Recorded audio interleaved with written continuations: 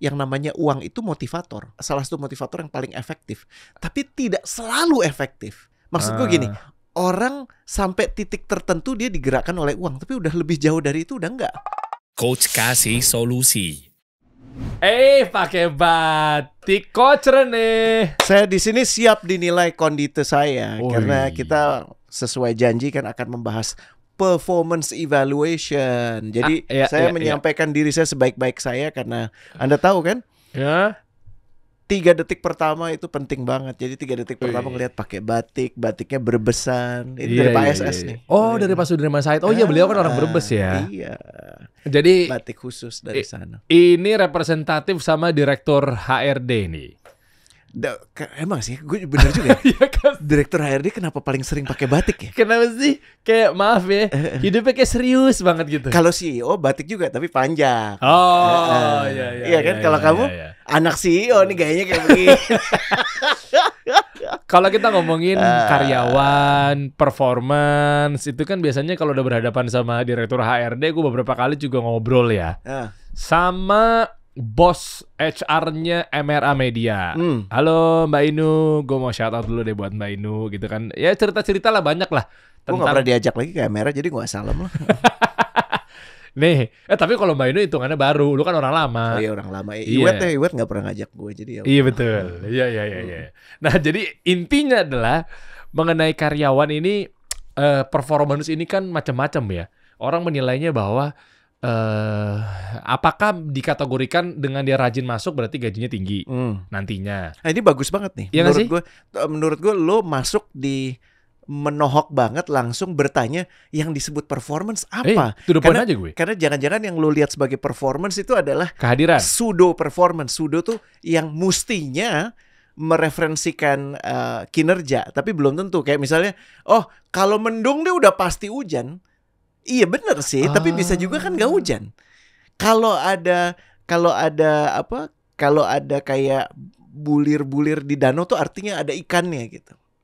Padahal iya bener sih, tapi kita juga bisa juga enggak kan. Cuma kan bisa terukur Coach. Maksudnya gini contohnya, dengan dia rajin masuk minimal ya, dengan tidak rajin masuknya aja kan kelihatan nih orang ini peduli apa enggak sama karirnya. Tapi tunggu dulu, kan lu mesti bertanya juga kaidah kerjanya gimana. Kalau dia orang sales bahasanya, dan ini kebanyakan di kantor, artinya dia kagak kerja, bener nggak? Oh oke. Iya kan, jadi kalau lu menilai itu cuma berdasarkan orang kerja, nggak serta-merta menjelaskan kinerjanya. Iya sih, kalau lu misalnya yang paling gampang pabrik ya, lo di pabrikasi buruh gitu ya, lo punya tugas mengawasi atau menjaga satu unit mesin tertentu. Ya kehadiran lo mutlak ditentukan. Jadi kehadiran lo menjadi kinerja pas.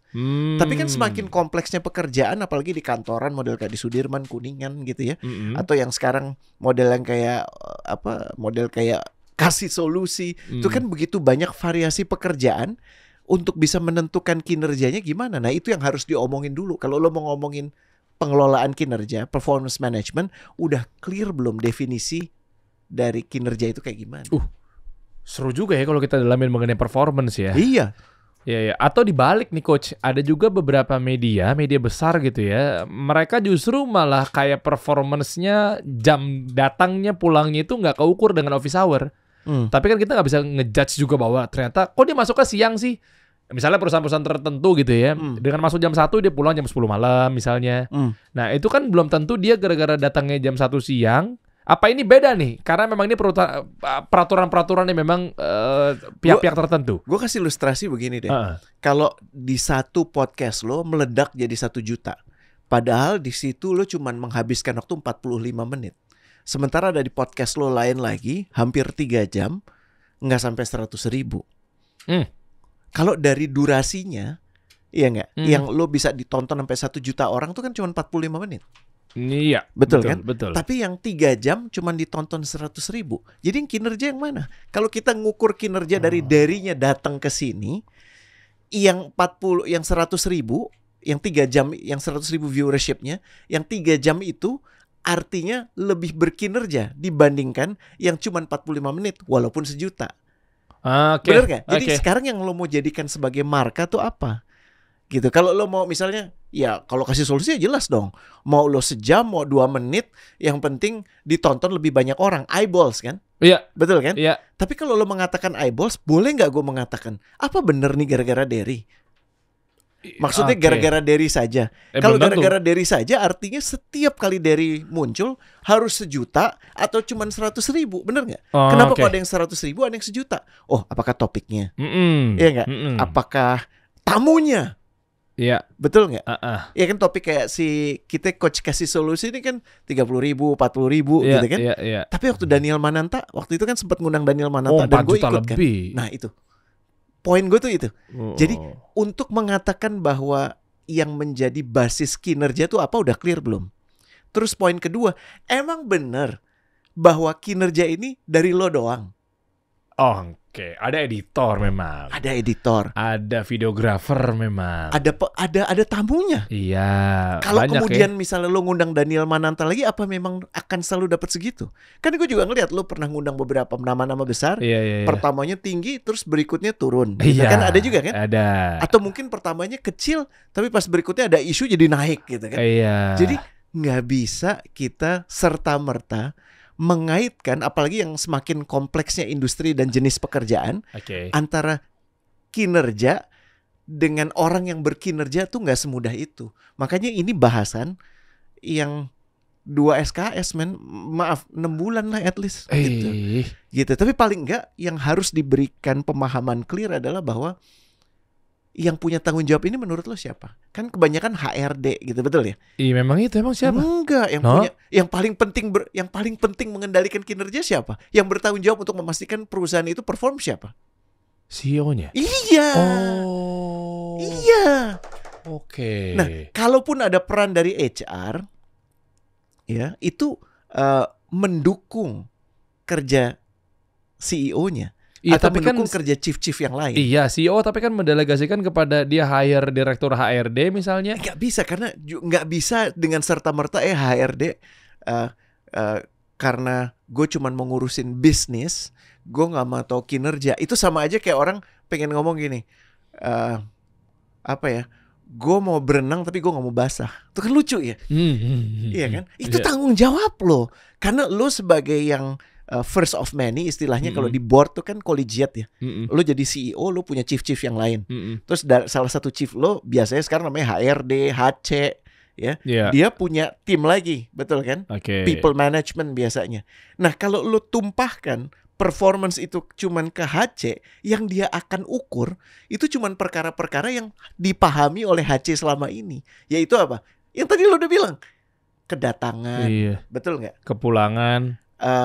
Iya kan bisa jadi kan pulangnya belum tepat waktu tapi dia tiba-tiba pulang gitu. Betul. Misalnya. Atau lemburnya, betul kan? Iya kan, terus ini juga sumir banget. Kalau zaman dulu sebutannya bahasa Belanda, maaf ya, zaman dulu kondite gitu kan. Kondite apa sih? Iya, dia kerjanya gimana gitu. Maksud gue gini, Derry selalu datang tapi temennya nggak ada yang tahu dia, nggak ada yang kenal dia. Kemana dia nongkrong di mana? Iya kan, makanya atau dia cuma di pojokan, kalau perlu dia ngumpet di bawah gitu kan. Iya kan, kayak rumah-rumah momogi kan suka hilang-hilangan, tau gak? Kenapa? Karena kalau pas bosnya datang kan dia gini. Iya. Iya kan? Nah, atau lo yang brengsek banget, jadi setiap orang lo ajakin berantem. Jadi orang bawaannya males sama lo, itu kan juga termasuk bagian bahwa adanya Derry emang sih dia nuntasin kerjaan, tapi nggak enak aja sama dia. Atau enak banget ya ada Derry, walaupun kerjaan belum tentu beres, tapi ada Derry aja lebih tenang. Beda kan? Nah, ini hal-hal yang menurut gue perlu diperhatikan dan lo butuh tools untuk itu. Ada toolsnya nggak sih, Dan? Memang kalau kita ngomongin HRD itu kan kompleks banget nih, Coach. Gue sempat ngobrol sama beberapa orang-orang yang memang dia itu concern dan bisa mengukur, tapi caranya praktis. Meskipun itu banyak sekali indikasi, elemennya apa segala macamnya. Sebenarnya teman-teman buat pemilik perusahaan atau mungkin bos HRD-nya nih udah nggak perlu bingung lagi. Dalam artian kalau lo pengen ngukur nih, misalnya nih karyawan gue nih performance-nya seperti apa, hadir apa enggak nih, ya kan pulangnya, payroll-nya ada nggak? Payroll-nya semuanya bisa gitu. Intinya ada satu platform yang bisa bantuin nih teman-teman semua. Ini tugasnya HR nih jadi lebih mudah.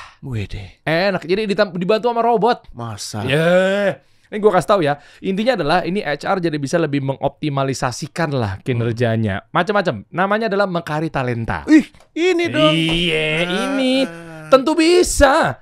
tentu bisa diatasi sama Makari Talenta. Ini bisa digunakan untuk apa ya? Nih, lu catat ya coach ya.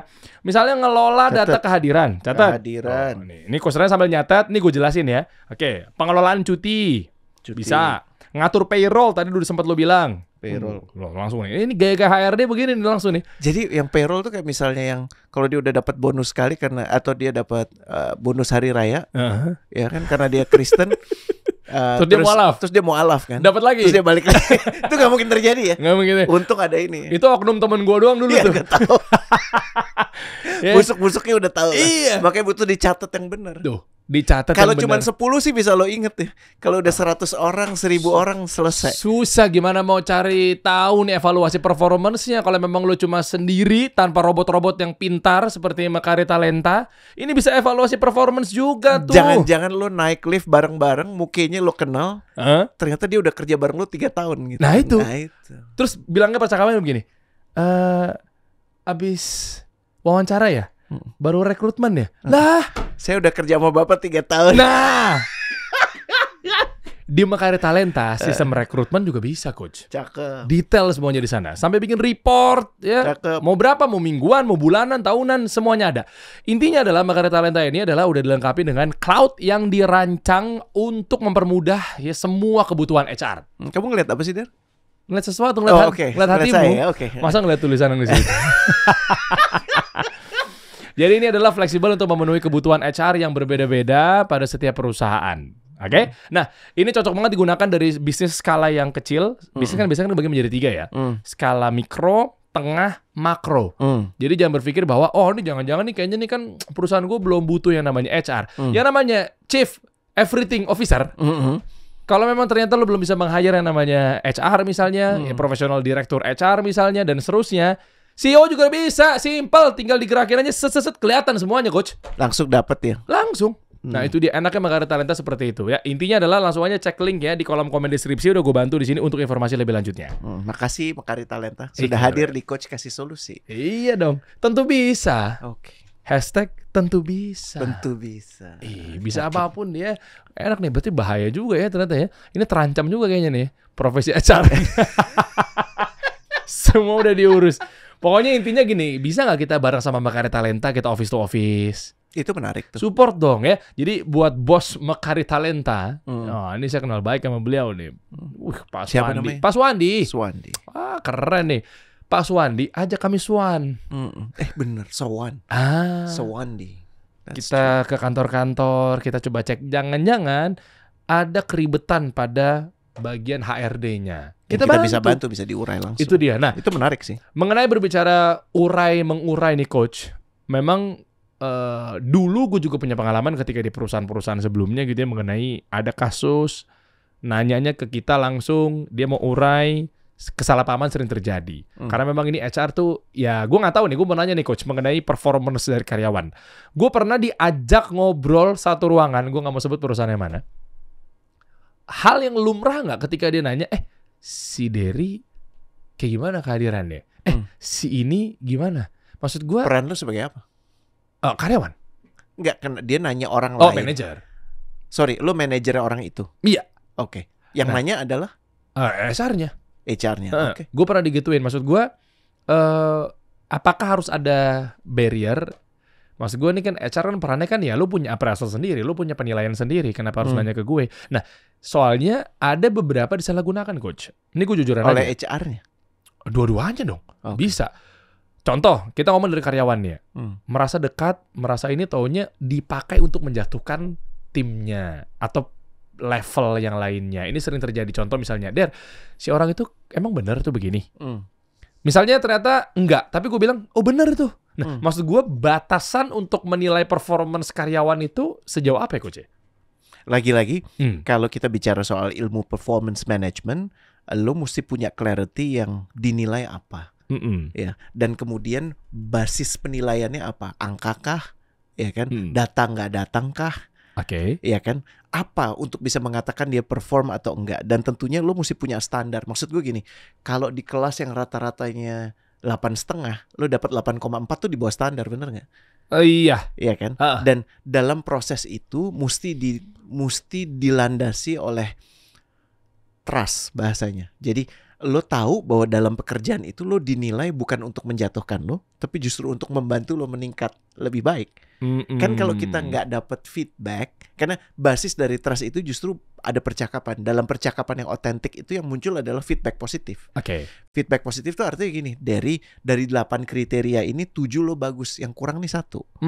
Inilah dia. Dan bahkan saat ini kalau lo bicara organisasi modern, bukan kinerja aja yang dinilai, Tapi bukan apanya, tapi gimananya. Oke. Contoh, kalau apa gen gimana tuh gini. Ada bos yang jago banget bikin timnya perform. Ya kan? Dia bisa mecutin. Tapi habis itu timnya pengen bunuh dia atau bunuh diri gitu, bener nggak? Itu kan artinya performance itu hanya terjadi waktu itu. Tahun depan dia harus pecat-pecatin lagi. Di sisi lain, ada manajer yang timnya happy banget, akrab banget, tapi nggak perform. Iya kan? Yang kita butuhkan manajer yang bisa membantu timnya untuk perform, dan manajer yang juga bisa mengayomi timnya dalam perform itu. Jadi lo nggak cuma perform sekarang, lo perform tahun depan dan tahun depannya lagi dan tahun depannya lagi. Makanya gue menolak konsep. Gue termasuk orang yang nggak sepakat, dan ini gue tahu kontroversial ya. Apa sih? Yang namanya performance, hitung-hitungan performance, jangan serta-merta dikaitkan dengan kompensasi. Oh, misalnya dengan duit. Itu baru mau ngomong. Soalnya ada beberapa organisasi yang kita ngomongnya orang account ya. Ada account manager, ada account eksekutif. Begitu ada jebol proyek, semuanya ngeklaim kan? Iya. Iya kan? Dan itu udah jelas bahwa betul sih yang namanya uang itu motivator. Motivator yang paling salah satu motivator yang paling efektif. Tapi tidak selalu efektif. Maksud gue gini, orang sampai titik tertentu dia digerakkan oleh uang, tapi udah lebih jauh dari itu udah enggak. Dan dia kalau udah nggak dapet itu dia cari tempat lain. Maksud gue gini, lu gue bayar segini supaya lu siap pulang pagi, pergi pagi pulang pagi gitu kan? Iya bener, PPP. Iya kan? Iya. Kayak yang saudara adik lu dulu yang waktu itu kan? Iya bener. Iya kan? Iya. Terus lu siap dimaki-maki. Iya, waktu lu nggak punya duit, ya untuk dapat 10 juta. Wah iya deh saya siap pak. Tapi lu jalanin sebulan, bisa lah 2 bulan, bisa lah 3 bulan. Lu mulai mikir kan? Lu mulai gini.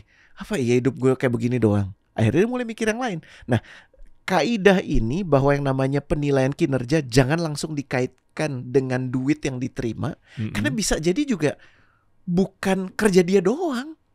Kan ada peran key account eksekutifnya, ada key account manajernya. Dua-duanya berperan kan. Tapi mana yang bisa mengatakan ini gara-gara gue bukan gara-gara lo?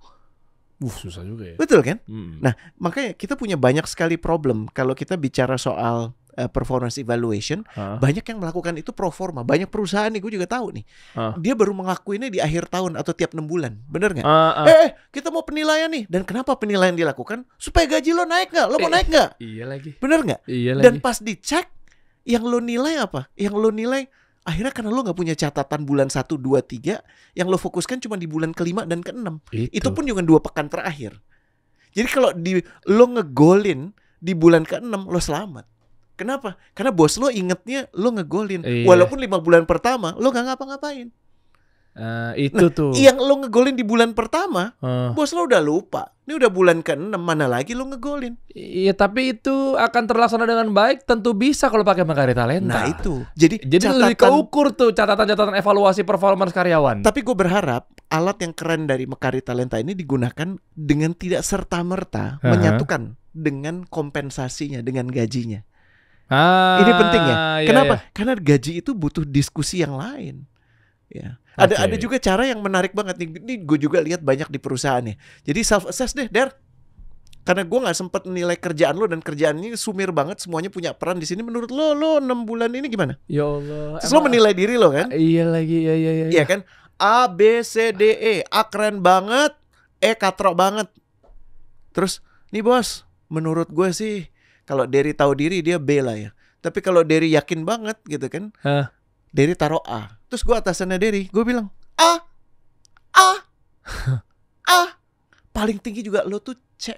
Ya. Gitu paham ya? Jadi kita kemudian berbantah-bantahan untuk hal yang gak ada basisnya. Karena kan self-assess lo punya penilaian, gue punya penilaian. Ya udah akhirnya B- deh. Kan aneh ya? Ambil jalan tengah. Itu tidak, maksud gue gini, lo nya kesel, Katanya jalan tengah kan, tapi mesti jalan tengah baik buat dua-duanya kan. Tapi lo ngerasa kalah nggak? Iya. Gue ngerasa kalah nggak? Iya.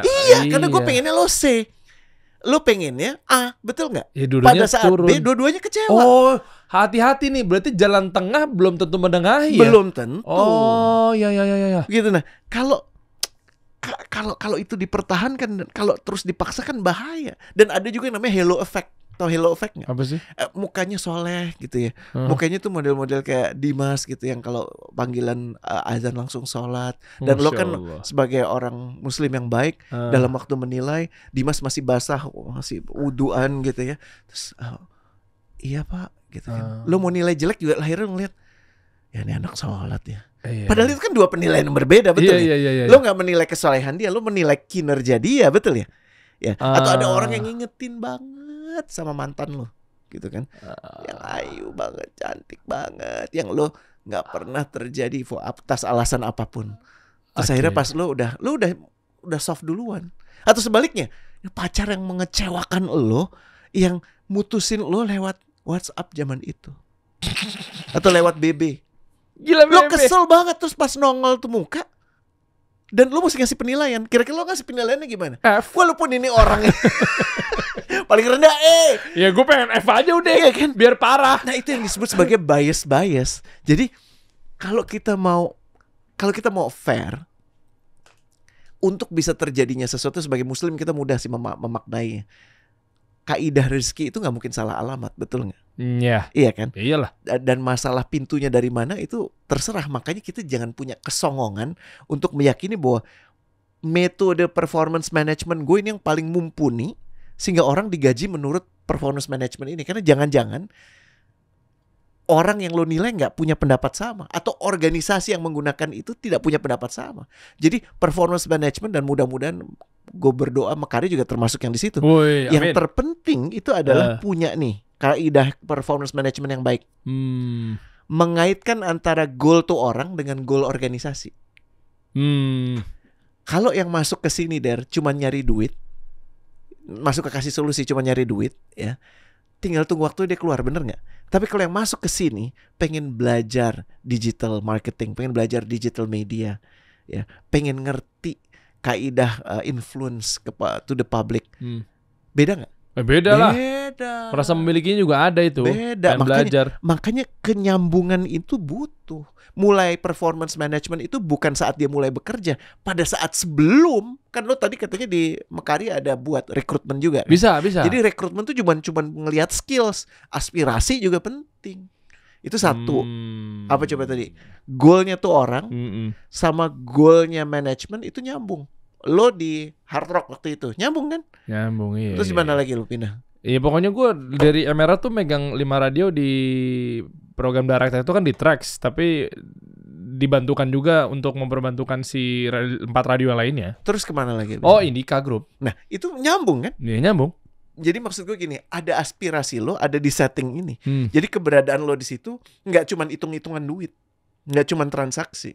Karena kadang-kadang apalagi bisnis radio, bisnis manapun ada naik ada turun, betul nggak? Iya. Pada saat turun bisa jadi bukan faktor lo. Kalau orang yang key account itu ngerasa kalau ngegolin itu karena dia, coba pikir lagi. Kalau kemudian bisnis global itu lagi melesu, mempengaruhi nggak kemampuan dia ngegolin? Iyalah, ngaruh lah. Dan sebagaimana juga kalau ada orang yang mulai ngedam, oh nih ada tahun politik di mana banyak duit mau dialokasikan. Emang kalau kemudian lo bisa dapat begitu banyak kerjaan tuh karena kinerja lo? Oke. Enggak juga kan? Ya memang udah eranya begitu. Iya, jadi lo mesti punya kesadaran itu. Dan yang paling penting, poin kedua adalah ini belajar dari Google. Ya, perusahaan-perusahaan tech digital. Mereka itu bukan cuma mereward performance, mereka bahkan mereward kegagalan. Lah, kok gagal dikasih reward? Kegagalan yang otentik. Maksudnya gini, proses gagalnya itu benar. Nih ya, gue kasih. Gagal benar tuh gimana sih? Nggak nyambung gue. Kok gagal benar sih? Nih gue kasih ilustrasi. Namanya ya. juga gagal. Google waktu masih muda, zaman awal-awal dulu, mereka kan bikin inisiatif yang namanya, yang berhasil banget, Gmail. Iya. Ya kan? Terus bikin lagi namanya Gmaps dan segala macam kan? Iya. Ada inisiatif namanya Wave. Dan dia tawari orang-orang itu untuk, itu kayak social medianya Google deh kalau gue nggak salah ya, gue lupa. Akhirnya kemudian banyak orang-orang yang perform di tempat lain masuk ke sini ini berisiko kan? Kalau di sini dia dapat bonus kan? Karena udah jelas kan bisnisnya. Wave? Iya, belum tentu. Belum ada kan? Tapi mereka ngambil resiko itu untuk mengembangkan ini. Dalam prosesnya karena sesuatu dan lain hal nggak jalan. Ya. Orang-orang yang ada di sini tetap dikasih bonus. Oh, bonus mencoba. Masih ingat? Gue ingat banget Pak Budi Sadikin yang sekarang Menteri Kesehatan kita. Ya. Mudah-mudahan Pak Budi mau diundang nih. Ribet banget schedule-nya. Udah bolak-balik gue undang tapi ayo dong Pak Menteri, ayo dong mampir dong asik Pak. Banget ceritanya. Oh iya. Salah satu cerita yang paling membekas di gue adalah waktu itu kalau nggak salah di Bank Bali. Dan dia ada di Treasury. Oh, pas waktu zamannya Pak Saril Sabirin. Itu Bank Bali. Bank Indonesianya. Iya, likuidasi kan? Tapi ini sebelum itu. BLBI. Sebelum itu. Oh, ya Pak Budi Sadikin masih sangat muda waktu itu di Treasury dan dia melakukan kesalahan transaksi yang ujungnya ada kerugian. Fraud. Bukan fraud. Kesalahan transaksi itu dia salah ngitung gitu pokoknya. Jadi bukan salah ngitung, salah placement lah atau apapun ya di Treasury. Bukan karena kesengajaan, tapi karena emang dia salah aja, salah dan kalah gitu. Dia namanya Pak Rudi Ramli, pemilik Bank Bali itu waktu itu. Udah gemeter mau ngomongnya gimana. Dan tahu nggak Pak Rudi Ramli? Bagus. Ini uang sekolah mau anggap aja. Belajar ya, udah belajar dari kesalahan itu. Tahu kenapa kau bisa salah? Nggak masalah. Malah dikasih reward. Dapat bonus. Oh iya? Nah, menurut lu ngefek nggak tuh buat motivasi orang kerja? Ngefek karena lu ngerasa dipercaya. Lu bukan cuman tahu bahwa bos gue akan memaafkan kalau gue bikin kesalahan yang baik, kesalahan yang prosesnya benar, tapi bahkan gue dapat kesempatan untuk belajar. Ya, yang namanya failure itu kan tuition. Yang namanya kegagalan itu kan uang sekolah untuk lo jadi lebih pandai. Maaf ya Der, lo bisa duduk di sini banyak kesalahan nggak? Banyak dong. Iya kan? Masa nggak banyak? Kalau kesalahan itu lo anggap sebagai ya udah gue nggak mau nyoba lagi, lo nggak akan ada di sini. Makanya tapi kenapa waktu itu gue dapat kesempatan reward tuh. Betul. Kenapa kemudian sekarang kita memperlakukan kepada tim kita kalau lo salah itu ujung dari dunia, ujung dari kehidupan. Tuh ya. Jadi satu goalnya manajemen dengan goal pribadi itu nyambung nggak? Kalau nggak nyambung sih diomongin. Ngapain lo di sini kalau gitu? Harus kawin. Catat ya teman-teman ya. Terus nomor 2, yang di reward itu bukan keberhasilan doang, tapi kegagalan yang honest. Kegagalan yang membuat orangnya belajar, institusinya juga belajar.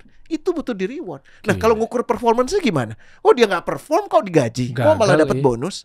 Tapi justru secara saintifik dibuktikan orang-orang yang dapat penghargaan saat dia melakukan honest mistake, dia perform.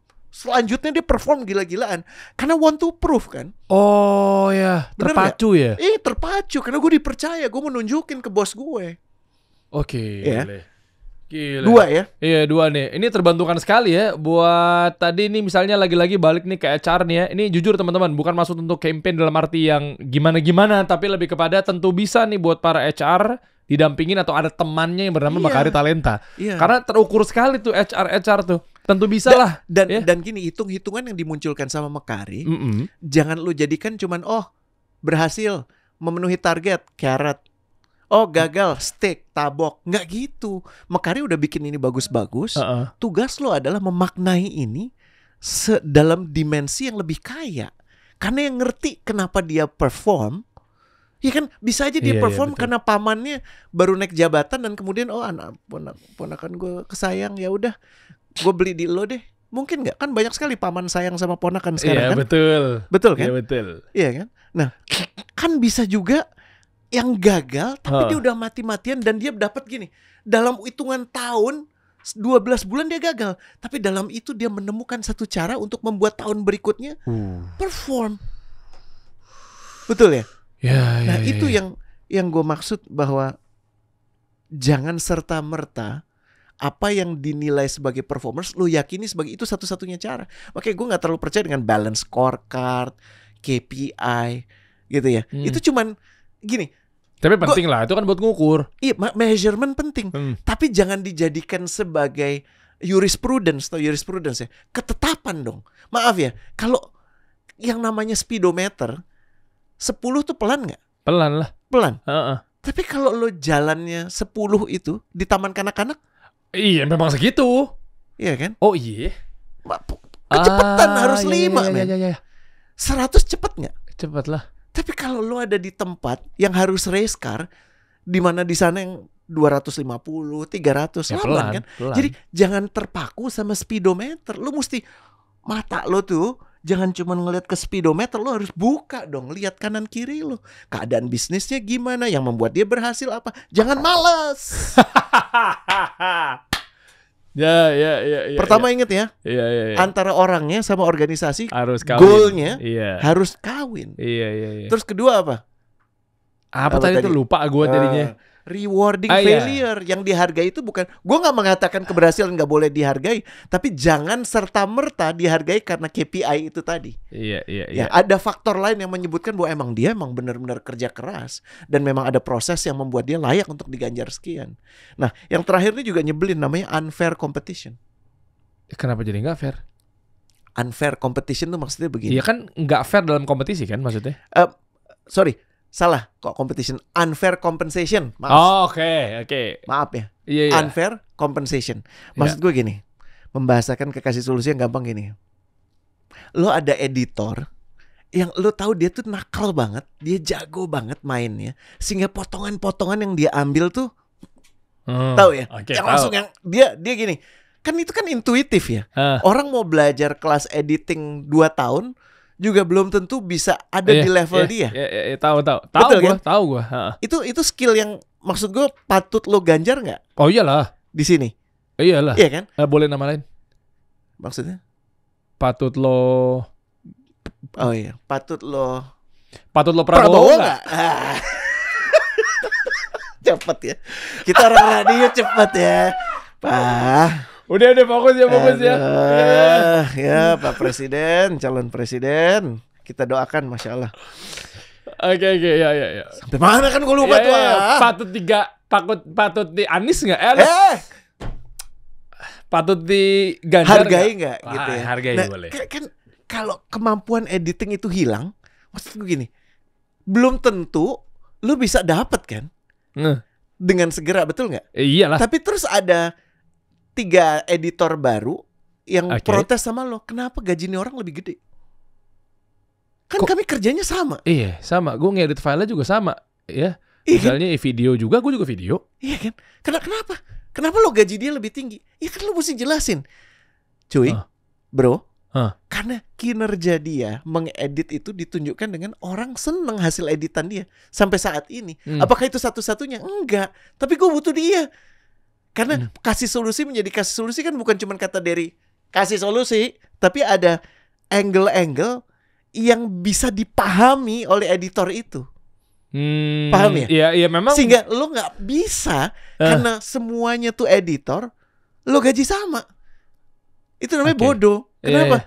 Yang kerjanya bagus, yang selalu bikin ini, dia akan ngerasa. Terus dari bilang gini, ya kamu harus sabar karena di sini kita menetapkan azas keadilan. Ya kalau gitu gue maunya diperlakukan gak adil karena gue kerja, gue udah lebih ngerti gitu.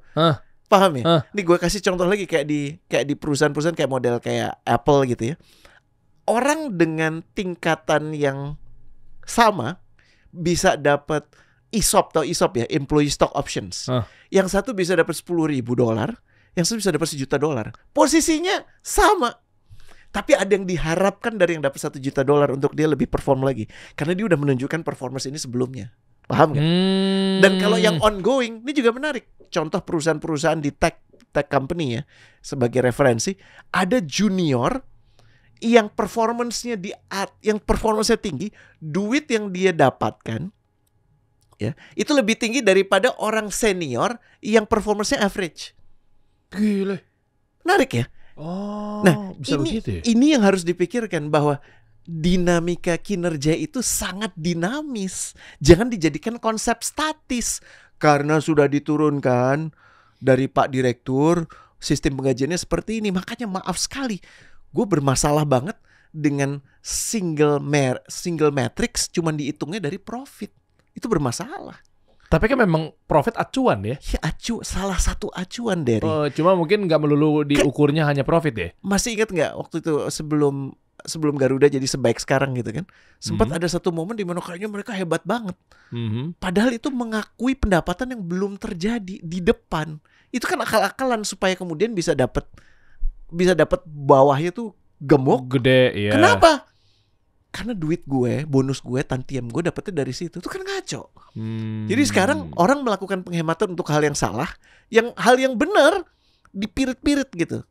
Ya kan gaji nggak dibayar, lembur, cuti, tunjangannya kagak dikasih. Padahal itu yang bener ya. Ya itu untuk penundaan. Ya kan? Sementara untuk yang benar-benar harusnya dia invest. Atau benar-benar dia harus benar-benar hemat, malah nggak dilakukan.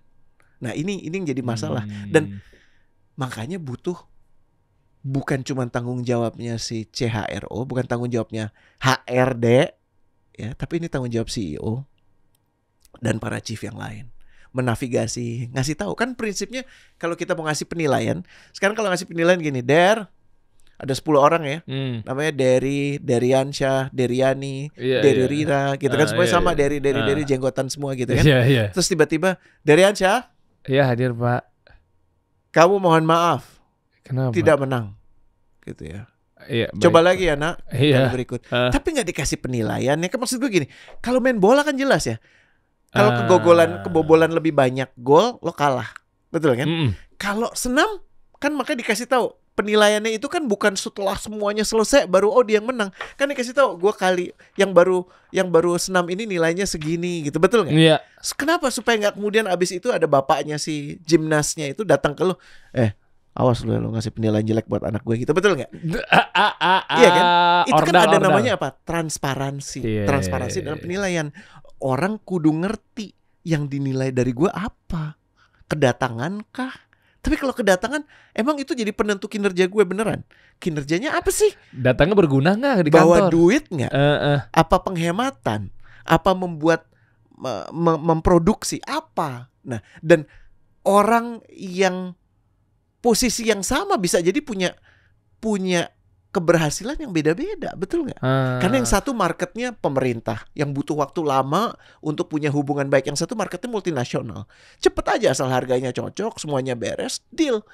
Tapi kalau yang pemerintah kan lo mesti kenal, lo mesti ngopi, lo mesti segala macam sekali 2 kali, asistennya, sekretarisnya, baru bosnya, ya nggak? Nah ini kan beda. Untuk posisi yang sama, sales, cuman yang satu salesnya kepada pemerintahan, yang satu salesnya kepada multinational company. Beda kan? Beda. Lu dikasih sebulan, yang satu mungkin bisa menghasilkan banyak hal. Cuman yang ini nggak ngasilin apa-apa. Tapi dikasih setahun, yang ini bisa jadi mentok di situ aja. Cuman yang di sini bisa banyak banget, betul nggak? Iya. Nah, itu loh konsep dinamisnya penilaian kinerja itu tolong dipahami bapak-bapak, para bos, ibu-ibu. HRD nih, catat nih. Soalnya memang orientasinya pasti kan gara-gara dia bawa duit sekian, dia bawa duit 1 miliar, kamu bawa duit 500 juta. Oke, 1 miliar perform. Iya kan? Iya kan? Di waktu yang sama loh. Betul. Bisa jadi ini tentang periode misalnya. Bisa jadi tentang betul uang masuk misalnya. Lo nggak bisa dengan serta-merta mengklaim ini semua. Bisa nggak lo ngeklaim 1 miliar itu gara-gara gue seorang? Kalau itu artinya, maaf ya, lo udah murtad. Kok murtad? Loh, artinya lu udah bahkan menafikan Allah dong. Kan nomor satu persyaratannya atas izin Allah. Karena dia merasa bahwa ini semua karena gue. Karena kerja gue, network gue, betul kan? Iya. Betul nggak? Dan kalau kita membenarkan, kita menyetujui kemurtatan itu, brengsek kan? Brengsek kan gue. Emang mulutnya memang bahaya juga. Tapi ada benernya juga sih. Bukan bener, emang bener. Iya. Jadi jangan sekali-kali melihat konsep ini sebagai konsep yang statis. Lu udah punya lembar penilaian, selesai. Itu jalan terbaik untuk menghancurkan organisasi lo dari dalam. Gile. Tuh. Sudut pandang kita cuma satu, kita beresin bareng-bareng yuk. Insya Allah kita rapihinnya teman-teman semua. Kalau memang lu masih agak repot karena lu cerita deh, gue pengen tahu gimana lu dinilai. Atau kalau lu punya penilaian pekerjaan yang paling asik sepanjang karir lu. Atau kalau lu pemilik perusahaan, lu CEO atau lu entrepreneur, gimana lu nilainya? Coba share di sini. Coba lu komen di bawah ya, teman-teman. Nanti coba ngobrol sama teman-teman dari Mekari Talenta. Ya insya Allah tentu bisa lah ya buat teman-teman untuk gabung bareng sama kami. Coba barangkali nanti Mekari Talenta mau ajak kita fasilitasi buat keliling-keliling. Iya ya kan. Dan kita mau tunjukkan kita cek tuh. Boleh. Dan obrolan selanjutnya menurut gue yang penting juga. Kita akan kasih tahu kenapa banyak orang-orang gak berguna bisa berujung jadi CEO. Dan ini caranya supaya kita bisa mengenali mereka dengan cepat.